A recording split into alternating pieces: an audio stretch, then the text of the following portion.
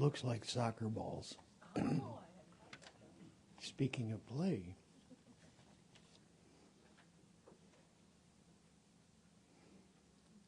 what a nice crowd to follow.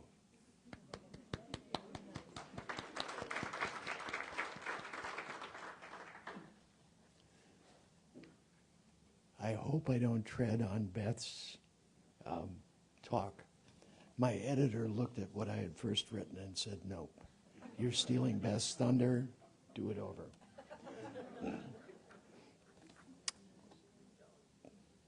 Play, a grandfather and elementary school recess aide's perspective. George Bernard Shaw says, we don't stop playing because we grow old. We grow old because we stop playing. Spontaneous games of tag offer collaboration. Figure out where they're hiding and get the taggee. Screaming at the top of your lungs helps to add to the thrill and flushing out the taggee. Slow pitch wiffle ball is great for bonding, and almost everybody gets a hit if the pitcher is artful about it. Building sandcastles on the beach is fabulous, although sketchy structurally and prone to collapses. But this very characteristic can lead to a fabulous outcome. Let's build another one. Playground injuries can lead to supportive behavior.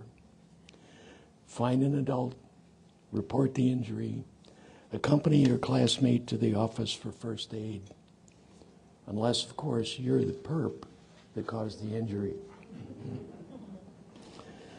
A stick can be a sword, a magic wand, or a digging tool at the hands of a second grader, all in the space of a few minutes. Climbing tall playground structures or trees builds self-confidence, unless, of course, you get scared or stuck. Then having an adult handy is useful. Learning card games, like the addition game 31, is mind-expanding, and if you discover that you got a lot of the 31 points early in the game, you can knock and go out. Your adults aren't happy with that. Something about strategy. You're not supposed to know that. Ball games aren't necessarily structured. They can have bases to run or not. The ball can be any shape or material, or your classmate's hat. The object seems to be to catch the ball and run. Like all games, screaming helps you run faster.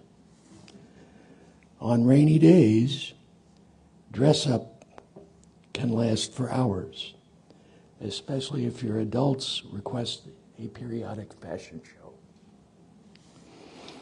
The best rainy day and nighttime activity is a box of Legos. No rules, no instructions.